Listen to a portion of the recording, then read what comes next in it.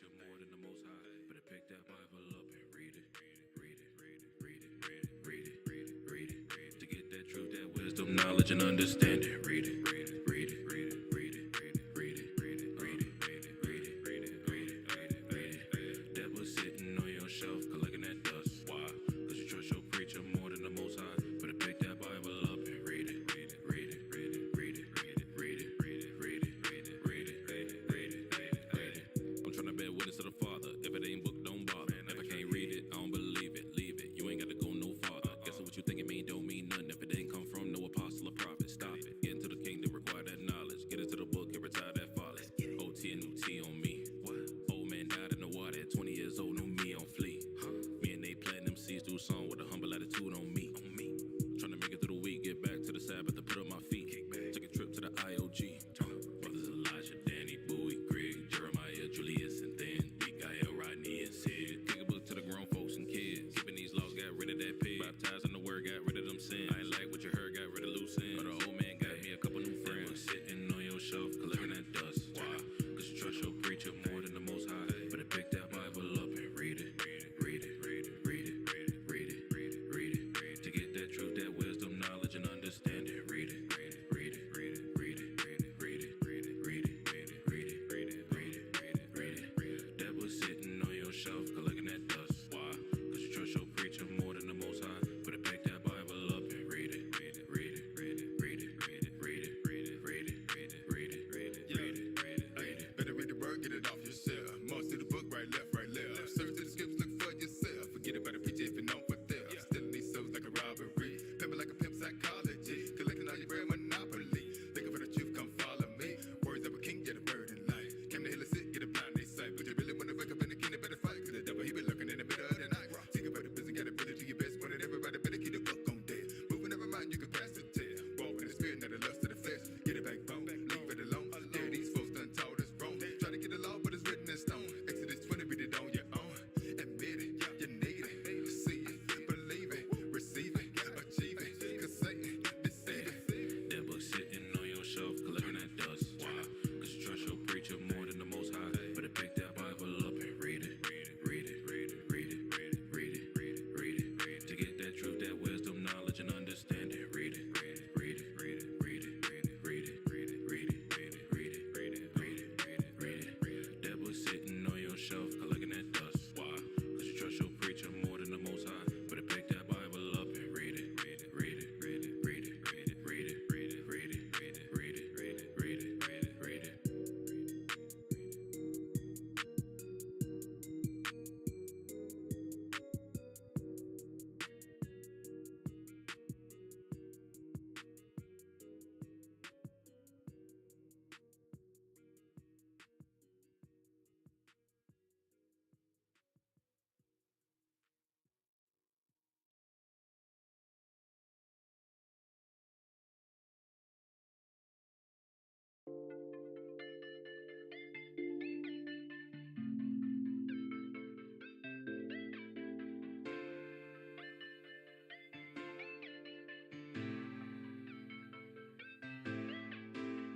Let's make a change. Take a look in the mirror. Let's make a change. With a perfect bond. Let's make a change. Talking about you and me. Take a look in the mirror. Starting with the man you see. Let's make a change. Talking about you and me. With a perfect bond. Walking in unity. Let's make a change. Talking about you and me. Take a look in the mirror. Starting with the man you see. Let's make a change. Talking about you and me. With a perfect bond. Walking in unity. 40 acres in a gold chain. Purple skies bring purple rain. Through the eyes of him, all we see is pain. From the treetop, his father slain. That's enough there to go insane. Can't turn the page till we make a change and spark the brain. Ignite the flame. Until then, all we see is shame. More division in and out of prison. We the lost tribe without a vision. Can't see the sign, I gotta speak on mine. Black on black, let's stop the crime. Reverse the hate, let go and live. Love that covers a multitude of sins. Through Jesus Christ, we can all win. Unlock the minds, we are all kin. We need to change, don't point the finger, address the image you see in the mirror. We can all shine, ignite the minds. That's God's plan, His grand design. Cease fire, there's a brighter way, brighter future, better todays. What can I say? I pray you listen. This is my vision, revelation. Let's make a change. Talking about you and me. Take a look in the mirror. Starting with the man you see. Let's make a change. Talking about you and me. With a perfect bond, walking in unity. Let's make a change. Talking about you and me. Take a look in the mirror. Starting with the man you see. Let's make a change. Talking about you and me. With a perfect bond.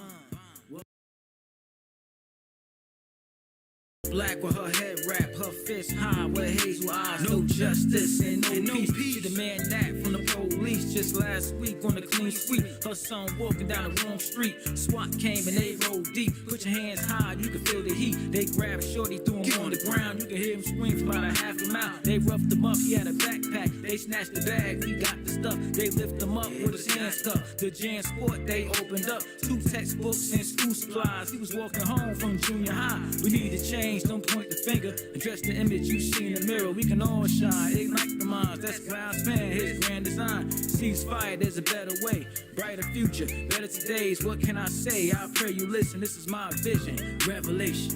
Let's make a change. Talking about you and me. Take a look in the mirror. Starting with the man you see. Let's make a change. Talking about you and me. With a perfect bond, walking in unity. Let's make a change. Talking about you and me. Take a look in the mirror. Start with the man you see. Let's make a change. Talking about you and me. With a perfect bond, walking in unity.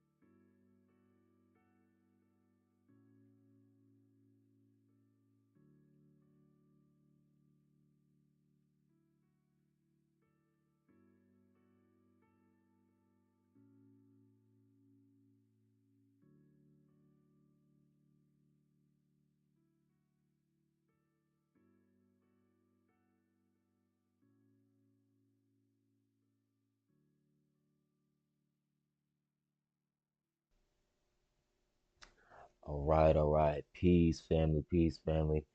Good morning, everybody, and welcome to the morning brew. Hope everybody's having a good Thursday morning. Looks like today's the first day of fall. Looks like the season's changing, but I hope everybody's doing well. And before we get into the reading, I want to give all praises, glory, and honor to the Most High God of Abraham, Isaac, and Jacob. And I want to give him thanks for, waking us up this morning, giving us another day to endure his word, you know? Like, let me flip over to Ecclesiastes real quick.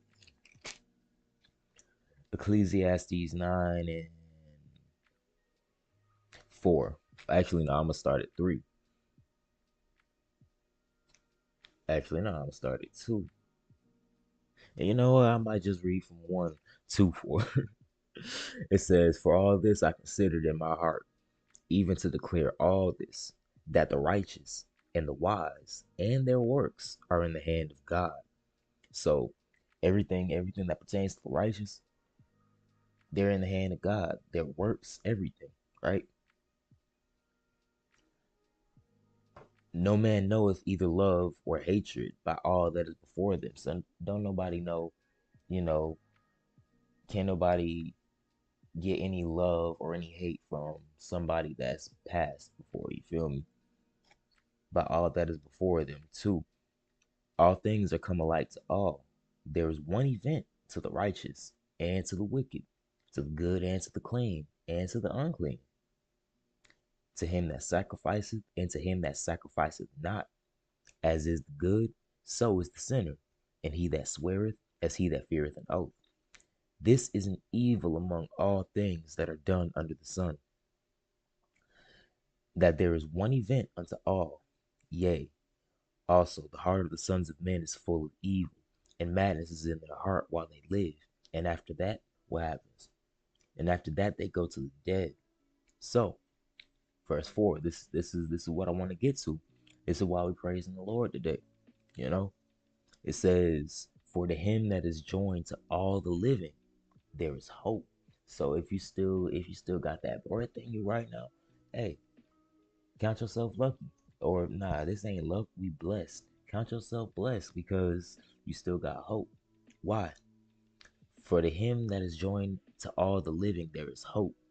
For a living dog is better than a dead lion. So it's like you got a dog and you got a lion. You already know a lion is gonna tear that dog up, right? But if that lion is dead, then the dog's automatically the winner. You know, if you go to like the Sahara or something, and there's a dead lion, there might be a hyena eating on that lion. So technically the hyena got it better that day than the lion did because the lion can't do nothing. He can't defend himself. He can't raise himself back up. You know, he can't do none of that. He dead. But dog, on the other hand, hey, he's living his best life. So every day you wake up, every day that you breathing that breath of life, hey, give thanks to the Most High, because he could have snatched that breath away from you. But hey, with that being said, let's get into this into the regularly scheduled program, Genesis chapter 18. And let's see what we're talking about today. So Genesis 18, and this is the morning brew. So I hope y'all got y'all Bibles and y'all drinks, whatever that may be, either coffee or tea. You know what? If y'all want to drink some OJ, hey, you got some OJ. But hey, grab you your Bible, grab you some coffee, grab you some tea, and let's get into this word. You feel me? So Genesis chapter 18, and we're gonna start this off at verse 1. It says, And the Lord appeared, and the Lord appeared unto him at the plains of Mamre, as he sat in the tent in the heat of the day. And he lifted up his eyes and looked, and lo, 3 men stood by him. And when he saw them, he ran to meet them at the tent door, and he bowed himself toward the ground.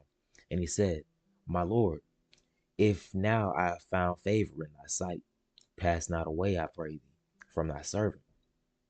So you got Abraham, he chilling in the plains of Mamre, chilling at his tent door, and he sees 3 dudes pull up on him. Really, it's really the Lord coming to him along with a couple angels, right?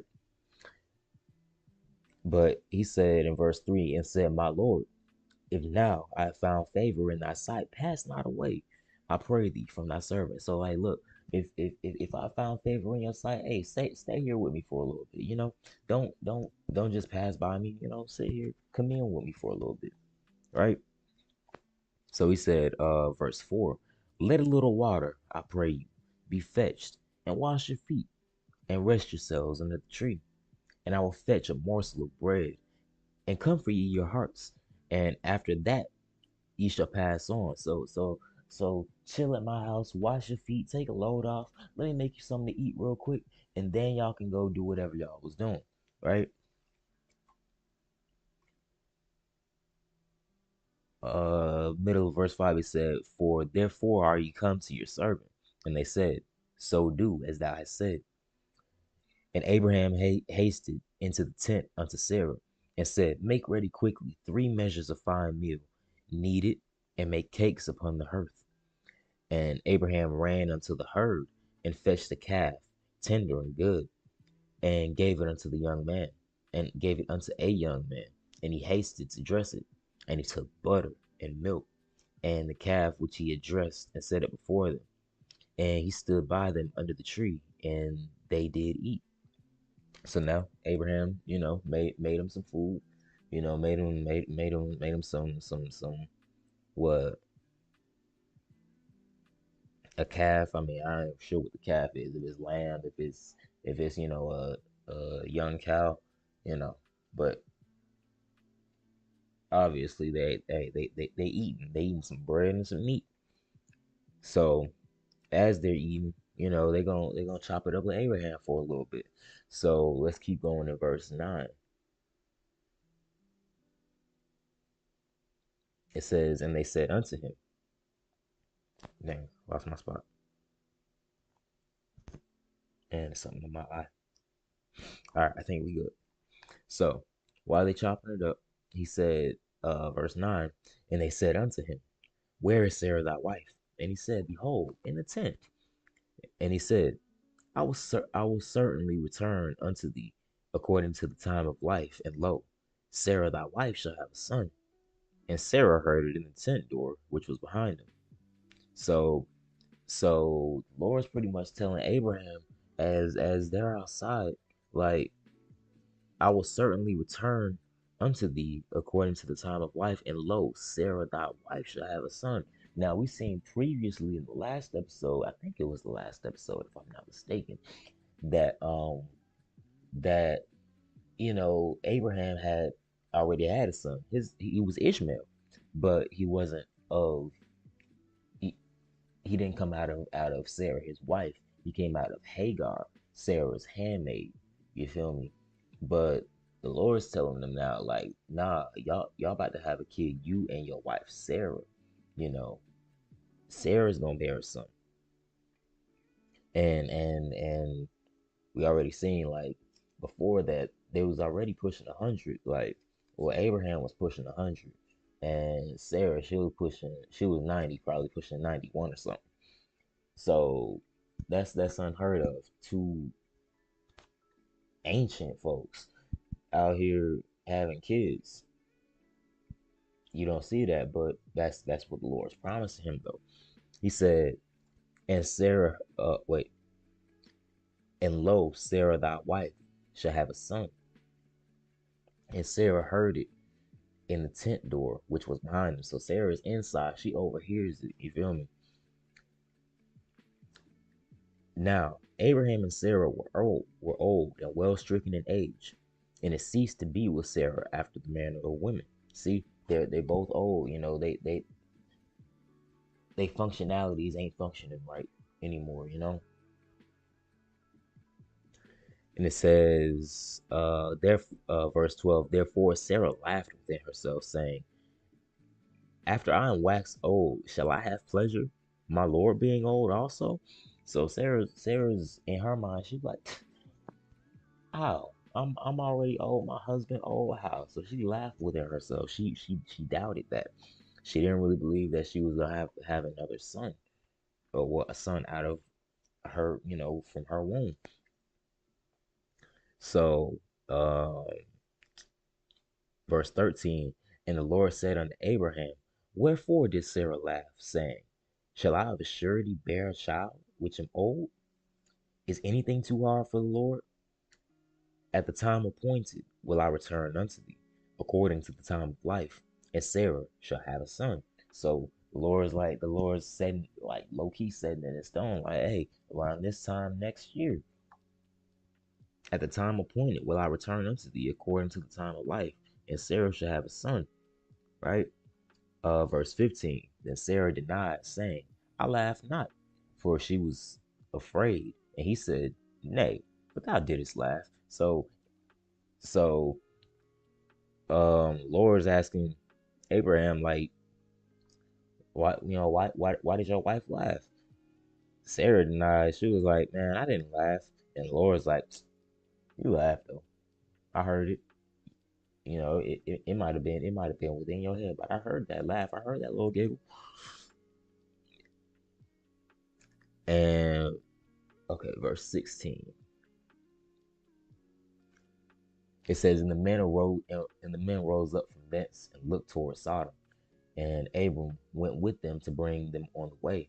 And the Lord said, shall I hide from Abraham the thing which I do? So now you got the Lord, he thinking about something. There's something on his heart. He said, shall I hide from Abraham that thing which I do? And he over here looking towards Sodom. He got something on his spirit. And he said, verse 18, seeing that Abraham shall surely become a great and mighty nation, and all the nations of the earth shall be blessed in him. For I know him, that he will command his children and his household after him, that they shall keep the way of the Lord, to do justice and judgment, that the Lord may bring upon Abraham that which he had spoken of him. And the Lord said, because the cry of Sodom and Gomorrah is great, and because their sin is very grievous, I will go down now and see whether they have done altogether according to the cry of it which is come unto me. And if not, I will know. And the men turned their faces from thence and went toward Sodom.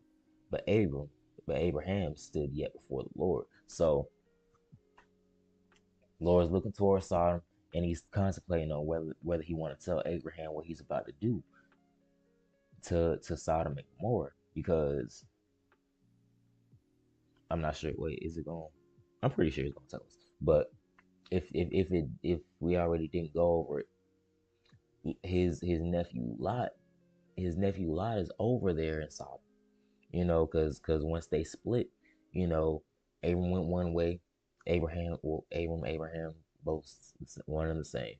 He went one way, and Lot went the other direction and dwelt near Sodom. So now the Lord is telling him, like, well, first he didn't want to tell him. He was like, he's gonna become a great mighty nation anyway, and all the nations of the earth are gonna be blessed in him. And I know he's gonna command his children in the right way. So he decided, I'm gonna tell him. So the Lord is telling him, because the cry of Sodom and Gomorrah is great and their sin is very grievous. So he's about to go down and check it out.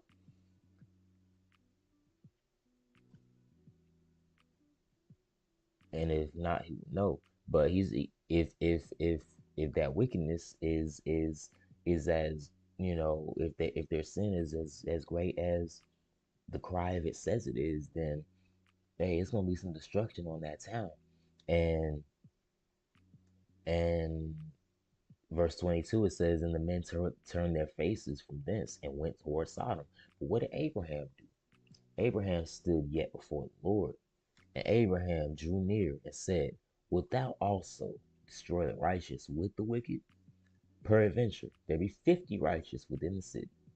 Wilt thou also destroy and not spare the place for 50 righteous that are therein? So Abraham is he, you know, Lord and his angels, they walking towards Sodom now. And Abraham pulls up and in front of them, like stop. And now he's about to start bartering or what you call it? Man, what do you call that? Negotiating with God.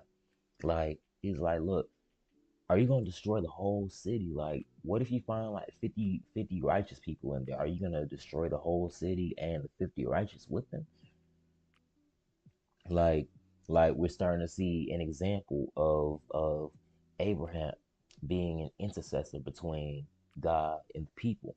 You know, we're gonna see more examples of that when we get into the writings of Moses, because that's what Moses did. He interceded between God, and he interceded between God and the people. And then we're gonna see that again with Jesus, because he's gonna do the same thing, right? So he's talking to God now. He's like, look, if there's 50 righteous in there, you know, like, will you save the city? So um where did I stop at? 24. Let me read that again. It says, peradventure there be 50 righteous within the city, without also destroy and not spare the place for the 50 righteous that are therein, that be far from thee to do after this manner. to slay the righteous with the wicked, and that the righteous should be as the wicked, that be far from thee. Shall not the judge of all the earth do right? So this low key seems like some bold language coming from Abraham, but he's like it's like these intercessors, they make sure God don't go too far, because like if it was just up to God Himself, hey, God would have just wiped them out and created something new. When Israel, when Moses was in the mountain 40 days and 40 nights, and the Israelites made that golden calf, you know, he was like, "Look, I'm about to wipe out everybody over here, and I'm gonna make a new nation about you, Moses." But Moses was like, "Nah." Then what's everybody else around you gonna think that you led us out of Egypt? Led your people out of Egypt just to kill them in the wilderness. You know, like these intercessors be making God think for a second, like and like not even think, but tap back into his mercy. You feel me? Because the Lord really ain't got to save nobody, but with these intercessors, they be like, look, give them a second chance. You know, you don't have to do all of that, because then it's gonna make you look bad. You feel me? So verse 25, he said, "That be far from me to do after this manner, to slay the righteous to slay the righteous with the wicked, and that the righteous should be as the wicked. That be far from thee. Shall not the judge of all the earth do right?" And what the Lord say? Verse 26, and the Lord said, "If I find in Sodom 50 righteous within the city, then will I spare all the place for their sakes." So the Lord agreed with him, like, okay, look, if I find 50 righteous folk in the city, then I'll spare the city for all their sakes. And verse 27, and Abraham answered and said, "Behold, now I've taken I've taken upon me to speak unto the Lord, which am but dust and ashes." So like he's still humbling himself before the Lord. He's like, "Behold, I've taken up upon me to speak unto the Lord, which am but dust and ashes." So like he's calling himself dust and ashes, by putting himself on a lower level than the Lord. So he's still coming humble to the Lord, even with this intercession, you know. So he's about to set up another parts of this negotiation. He says, um, "Peradventure there shall lack 5 of the 50 righteous." So okay, so if it ain't the whole 50, if it's like 45, you know, wilt thou destroy all the city for lack of 5? And he said, "If I find there 40 and 5, I will not destroy it." So, Lord, Abraham's like, look, if there's not 50, if there's 45 righteous folk in the city, you gonna destroy it? The Lord said, "If I find 45 righteous, I'll leave the city." Right? So then he said, verse 29, and he spake unto him yet again, and said, "Peradventure there shall be 40 found there." And he said, "I will not do it for 40's sake." And he said unto him, "Oh, let not the Lord be angry, and I will speak. Peradventure there shall be 30 found there." And he said, "I will not do it if I find 30 there." And he said, "Behold, now I have taken upon me to speak unto the Lord. Peradventure there shall be 20 found there." And he said, "I will not destroy it for 20's sake." And he said, "Oh, let not the Lord be angry, and I will speak yet but this once. Peradventure 10 should be found there." And he said, "I will not destroy it for 10's sake." And the Lord went his way as soon as he had left communing with Abraham, and Abraham returned unto his place. So you got Abraham, he's negotiating, like, okay, if you find 50 righteous people within the city, you're gonna destroy it? Lord said no. And he went back and forth and brought it down to 10 people. If there's 10 righteous people in the city, then the city's not gonna be destroyed. And Lord put his word on that. Like he went from 50 to 10. So if I find between 10 and 50 righteous people, look, I'm not gonna destroy no city. So let's continue on into chapter 19.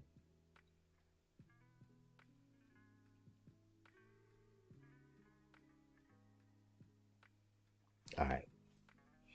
So it says, and there came two angels to Sodom at even, and Lot sat in the gate of Sodom, and Lot, seeing them, rose up to meet them, and he bowed himself with his face toward the ground. Excuse me.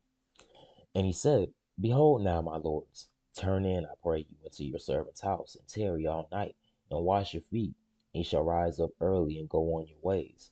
So Lot sees these two angels, like it looks like the Lord didn't come with them, because we seen before that it was three, you know, when he was talking to Abraham. It was the Lord and his two angels. But now you just see two angels pull up beside him, like the Lord ain't with him no more. Looks like, and I can't read this, so I'm just interpreting. But it seemed like the Lord scoped out the place, and was like, because he said in verse 21 of chapter 18, I will go down now and see whether they have done altogether according to the cry of it which has come unto me, and if not, I will know. So if they did, then he's still gonna know. And it seemed like he did. It seemed like the cry of the city was as bad as it seemed. So then he sent his two angels are in there to send to bring that destruction. So in verse 19 we see not three but the two. And Lot, he's pretty much doing the same thing Abraham did, saying that they are relatives. You feel me? So he's treating these angels like like good company. He's like, he said, Behold now, my lords, turn in, I pray you, into your servant's house, and tarry all night. Stay here for the night, wash your feet, and you shall rise up early and go on your ways. And they said, Nay, but we will abide in the street all night. And he pressed upon them greatly, and they turned in unto him, and entered into his house, and he made them a feast. So, dang, these angels done. It seemed like they done had two feasts twice in the same day. Abraham cooked for him. Now you got Lot cooking for him. And he said he made them a feast and did bake unleavened bread, and they did eat. Verse 4, but before they lay down, the men of the city, even the men of Sodom, who passed the house round, both old and young, all the people from every quarter. And they called unto Lot and said unto him, Where are the men which came in unto thee by this night? Bring them out unto us, that we may know them. So now you got the men of Sodom, and it seemed like they spied out the two angels or the two men that pulled up to Lot, and they're coming to Lot's house, and like, man, what them two men that came in under you, you know? Let's let's bring them out here so we can get down with them. And but that's pure wickedness right there. He said, um, oh, verse 5. They called unto Lot and said unto him, Where are the men which came in unto to thee this night? Bring them out unto us, that we may know them. Verse 6. And Lot went out at the door unto them, and shut the door after him, and said, I pray you, brethren, do not do so wickedly. So Lot goes outside, and he's trying to reason with these folks. Like, bro, y'all doing wickedness, bro. Behold, now I have two daughters, which have not known man. Let me, I pray you, bring them out unto you, and do ye to them as is good in your eyes. Only unto these men do nothing, for therefore they came they under the shadow of my roof. So now to not lay a great sin on these people, he's offering up his daughters, and like any man in his natural mind, he wouldn't do that. Send out his daughters to this whole group of men that's trying to that they just want to get their rocks off pretty much. And it's like, but they want the angels that came in with Lot or men, because at this point they I guess they look like men. So it's like it seemed like Lot he's trying to lay less evil upon them. He's like, look, it's an abomination, for y'all to be laying man with man and all that. So look, I got two daughters. I can bring them out here, and y'all can do whatever. He's choosing the lesser of two evils right here. And he says, bring them out. I pray you, bring them out unto you, and do ye to them as is good in your eyes. Only unto these men do nothing, for therefore they came they under the shadow of my roof.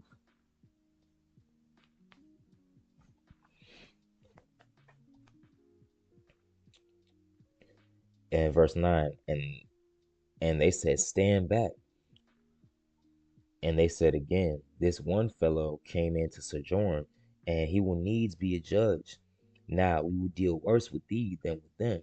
And they pressed sore upon the man, even Lot, and came near to break the door. So, long story short, excuse me, these folks wasn't trying to listen a lot. They starting to trying to break into his house. They trying to break the door at least. But the men put forth their hand, talking about the angels, put forth their hand and pulled Lot into the house to them, and shut to the door. And they smote the men that were at the door of the house with blindness, both small and great, so that they wearied themselves to find the door. So now everybody's stricken with blindness. They all stumbling upon each other trying to find the door. And the men said unto Lot, how hast thou here any besides son and wait? And the men said unto Lot, talking about these angels still, hast thou here any besides? So do you have anyone else here like living with you?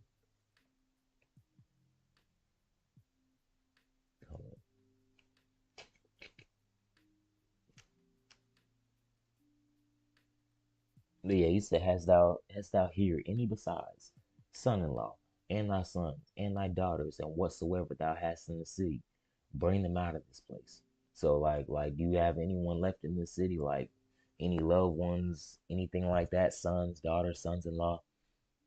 Then if you want to save them, then get them up out of here. Because what? Verse 13, he said, for we will destroy this place, because the cry of them is waxing great before the face of the Lord. And the Lord hath sent us to destroy it. And Lot went out and spake unto his sons in law, which married his daughters, and said, up, get you out of this place, for the Lord will destroy this city. But he seemed as one that mocked him to his sons in law. So his sons in law wasn't even caring. They thought he was joking. He seemed as one who mocked to them. So they really weren't taking him seriously. So they didn't dip up out of there like Lot was warning them to. Verse 15, and when the morning arose, then the angels hastened Lot, saying, arise, take thy wife and thy two daughters, which are here, lest thou be consumed in the iniquity of the city.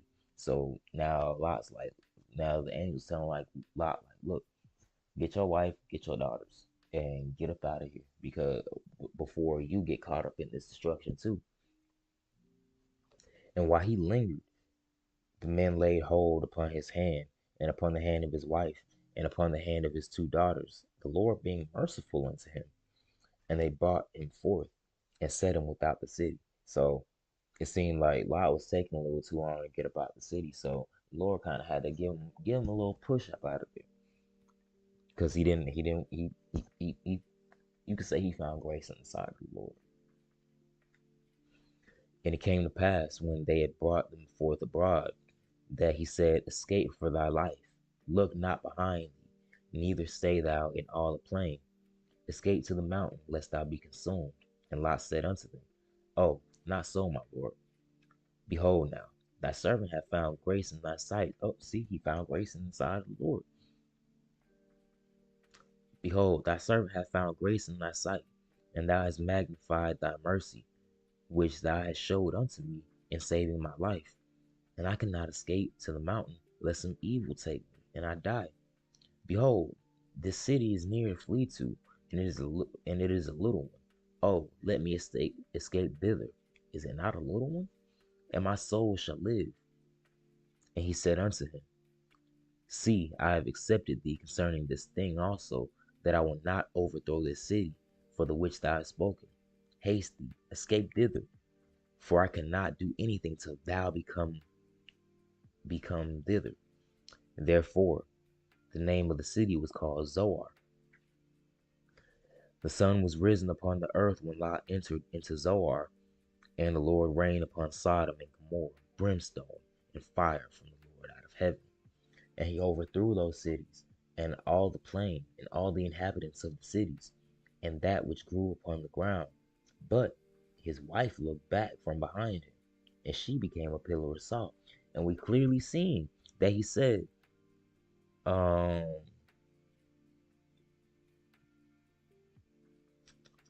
in verse 17, and it came to pass when they had brought them forth abroad, talking about these angels that helped them out of the city. He said, escape for thy life and look not behind thee. So he told him specifically, look, don't look behind you. Neither stay thou in all the plain. Escape to the mountain, lest thou be consumed. But we see that Abraham, Lot's wife, looked back. It said, verse 26, but his wife looked back from behind him, and she became a pillar of salt. Dang, how she just turned it up and turned into salt just because she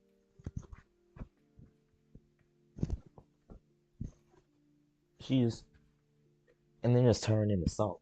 You feel me? Oh, that's crazy. But the Lord said, look, don't look behind you. So she should have taken heed of that. And we gotta take heed to that when the Lord brings destruction upon this earth. Like like he's trying to bring us into a whole new kingdom. Like us lingering in this American westernized, really Babylonian mindset. Like we can't linger in that when we trying to make ourselves ready for the Lord. Like we gotta look forward into his kingdom. Like and not look back into this kingdom. But um let's see, verse 27 it says, and Abraham got up early in the morning to the place where he stood before the Lord, and looked toward Sodom and Gomorrah, and toward all the land of the plain, and behold, and lo, and beheld, and lo, the smoke of the country went up as the smoke of a furnace. And it came to pass when God destroyed the cities of the plain that God remembered Abraham, and sent out Lot out of the midst of the overthrow, when he overthrew the cities in the which Lot dwelt. And Lot went up out of Zoar and dwelt in the mountain, and his two daughters with him. And for he feared to dwell in Zoar, and he dwelt in a cave, he and his two daughters. So now after Lot and them leave Sodom and Gomorrah, Lot and his two daughters they start living in a cave because he didn't want to dwell in Zoar. He feared to dwell over there. So him and his daughters dwell in a cave. Verse 31, in the firstborn. Hold on, let me scroll down. I keep forgetting to do this for y'all because I got the book in front of me. But it says, and the firstborn said unto the younger, our father is old, and there is not a man in the earth to come in unto us after the manner of all the earth.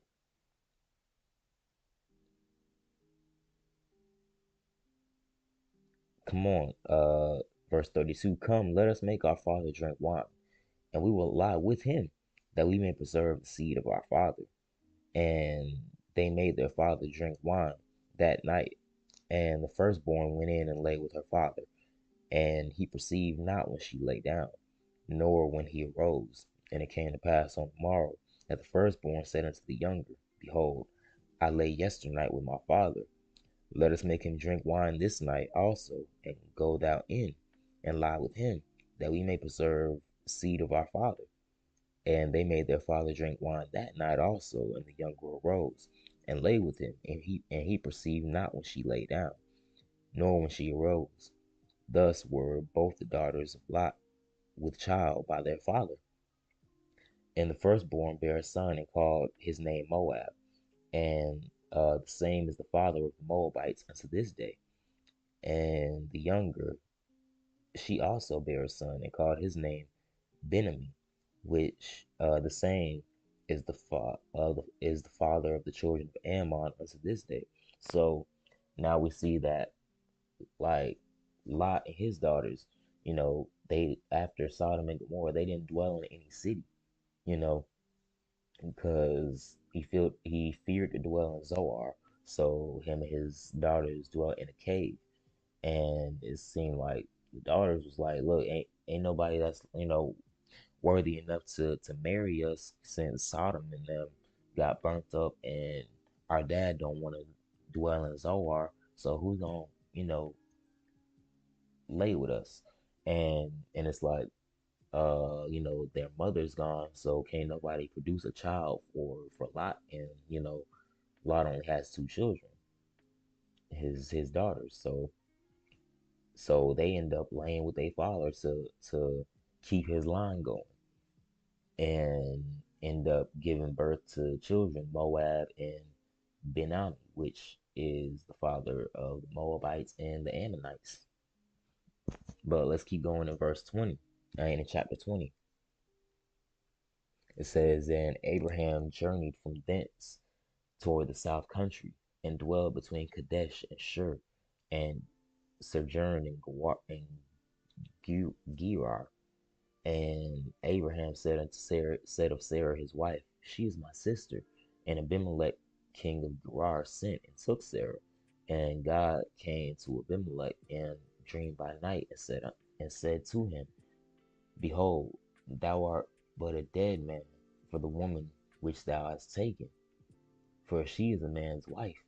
Dang. So while Abraham and Sarah journeying through Gerar, Abraham's like telling his wife, or saying of his wife, like, yeah, that's my sister, cause, well, dang, did we read something like that already, or was that later on in Genesis?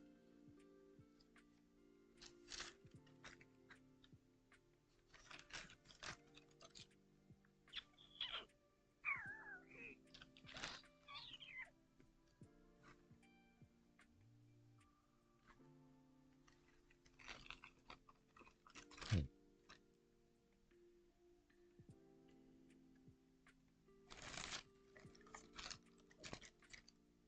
dang, it might be written somewhere else, um, but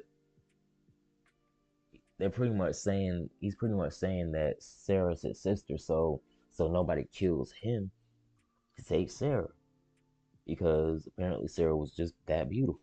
So he ends up telling people like, yeah, that's my sister instead of my wife. I mean, and it's got some truth to it. Like, they come from the same line of people, I guess. But hold up. Okay, we just finished off at verse 3. It said, But God came to Abimelech in a dream by night, and said unto him, Behold, thou art but a dead man. So the Lord was threatening this man, like,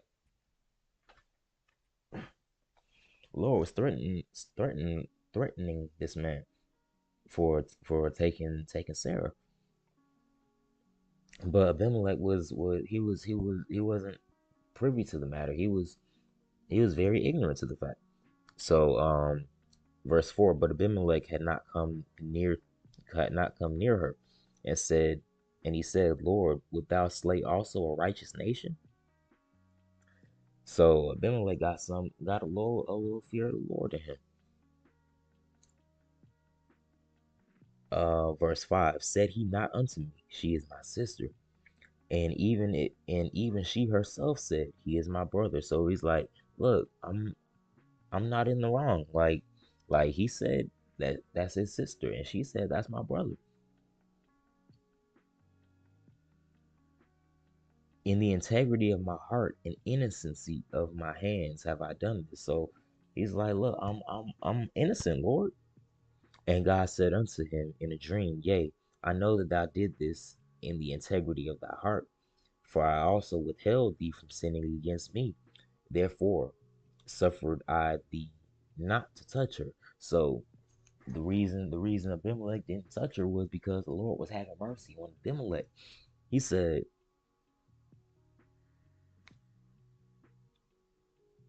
I also withheld thee from sinning against me. So even the Lord got control to withhold you from sinning against him. Because if you do sin against him, then that brings upon death, right? But even the Lord can forbear someone from sinning against him. He said, I know that you did this in the integrity of your heart. That's why I withheld you from sinning against me. Therefore, I suffered thee not to touch her. Right? Now therefore restore the man his wife, for he is a prophet, and he shall pray for thee, and thou shalt live. And if thou restore her not, know thou that thou shalt surely die, thou and all that are thine. Therefore Abimelech rose early in the morning and called all his servants, and told all these things in their ears. And the men were sore afraid. And Abimelech called Abraham and said unto him, what hast thou done unto us? And what have I offended thee, that thou hast brought on me and on my kingdom a great sin? Thou hast done deeds unto me that ought not be done. So Abimelech's low key mad at Abraham for doing this, for lying to him. Saying, yo, that's my sister. But um verse 10, and Abimelech said unto Abraham, what sawest thou that thou hast done this thing? Oh, where verse 11 at? There we go. And Abraham said, because I thought, surely the fear of God is not in this place, and they will slay me for my wife's sake. And yet, indeed, she is my sister. She is the daughter of my father, but not the daughter of my mother. And she became my wife. So like Sarah did come from the same, you know, bloodline of Abraham. So technically, he didn't lie.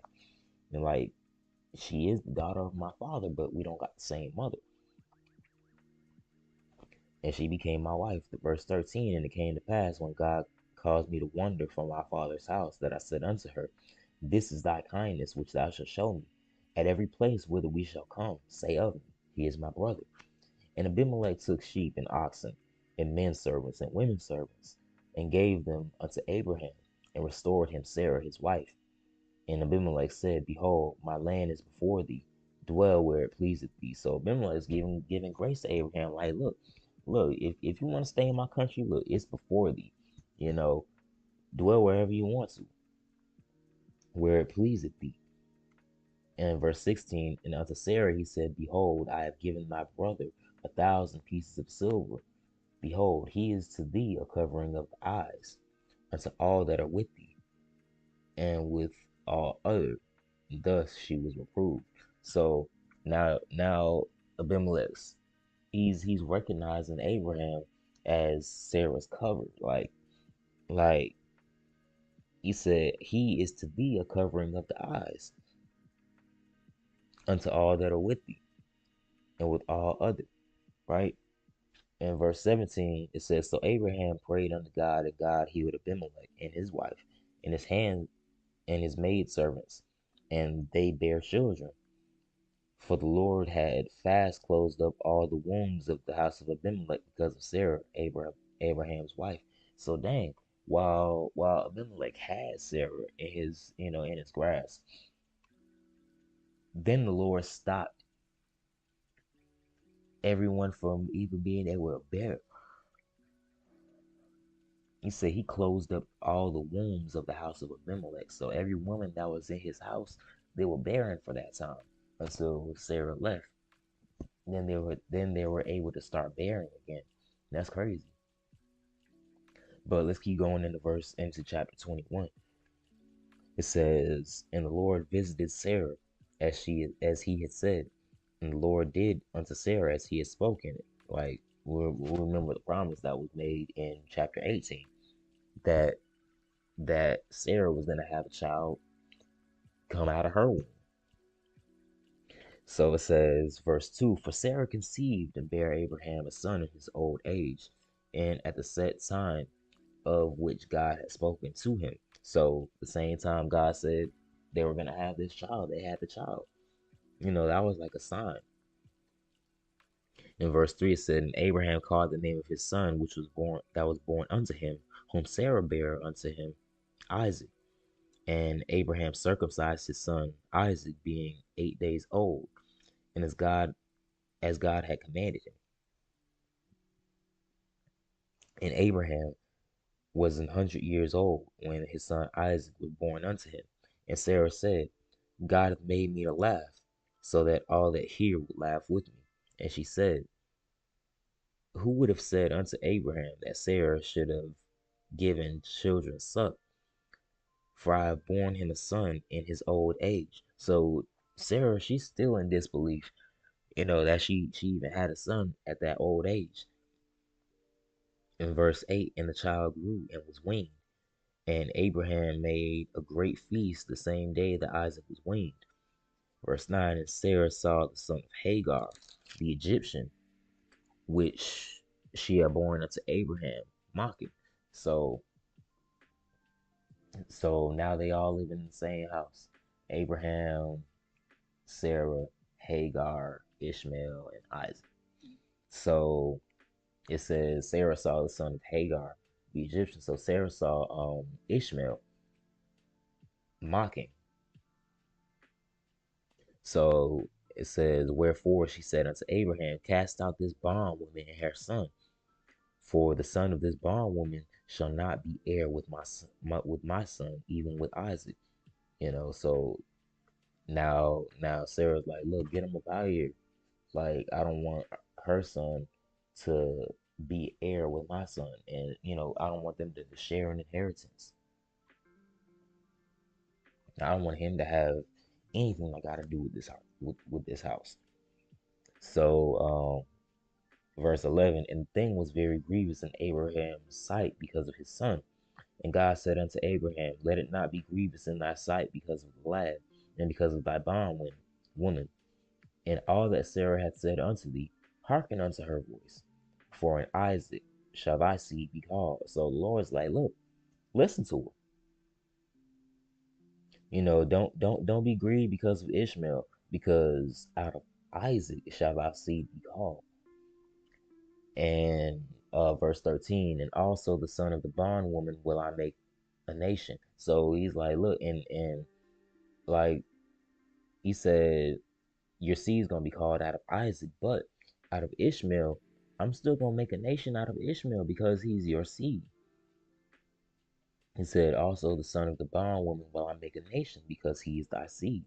Verse 14, "And Abraham rose up early in the morning and took bread and a bottle of water and gave it unto Hagar, putting it on her shoulder and the child, and sent her away. And she departed and wandered in the wilderness of Beersheba. And the water was spent in the bottle, and she cast the child under one of the shrubs. And she went and sat her down over against him a good way off, as it were a bow shot. For she said, Let me not see the death of the child.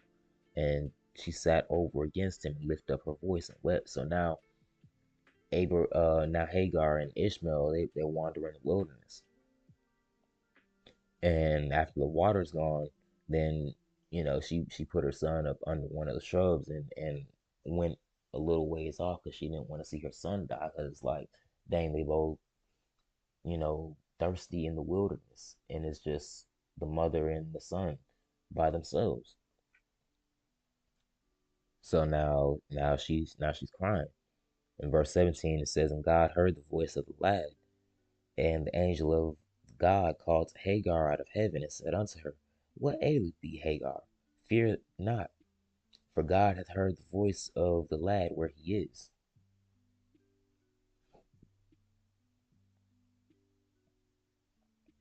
Verse 18, arise, lift up the lad, and hold him in thine hand, for I will make him a great nation.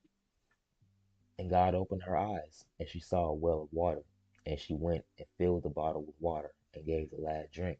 So after that, it seemed like after that, after Lord, talked to her and all that, God opened her eyes, and then she seen a well of water.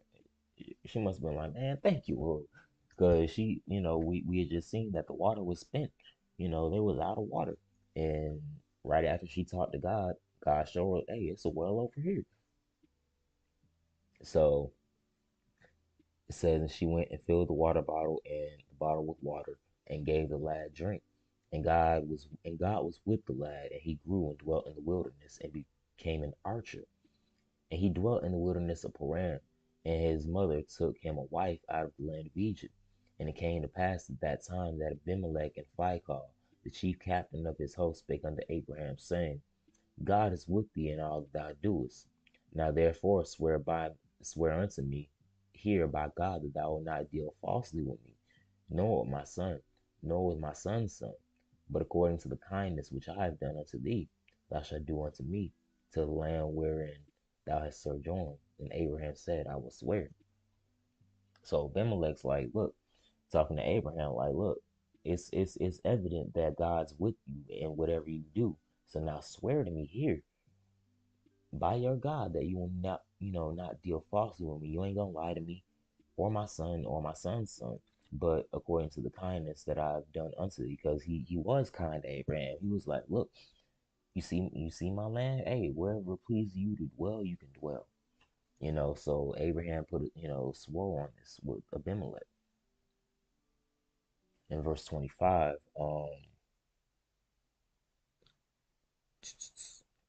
and Abraham reproved Abimelech because of a well of water, which Abimelech's servants had violently taken away.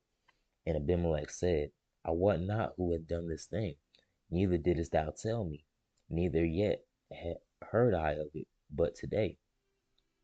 And Abraham took sheep and oxen and gave them unto Abimelech, and both of them made a covenant. And Abraham set 7 ewe lambs of the flock by themselves. And Abimelech said unto Abraham, What mean these 7 ewe lambs which thou hast set by themselves? And he said, For these 7 ewe lambs shalt thou take of my hand, that they may be a witness unto me that I have digged this well. Wherefore he called that place Beersheba, because they swore both of them, and they made it. Thus they made a covenant at Beersheba. Then Abimelech rose up, and Phicol, the chief captain of his host, and they returned into the land of the Philistines. And Abraham planted a grove in Beersheba, and called there the name of the Lord, the everlasting God. And Abraham journeyed in the Philistines' land many days. And that's where we're gonna leave it at, folks. We just finished up chapter 21. Lord willing, next time we get on here, we'll go through chapter 22, 23, 24, and 25. But I pray somebody got some understanding in the name of Jesus. I pray y'all enjoyed this morning brew, and I pray this got somebody's day started right, and hope we can have a good day. And yeah, Lord willing, I'll catch y'all maybe tomorrow. But yeah, peace in Jesus' name, y'all.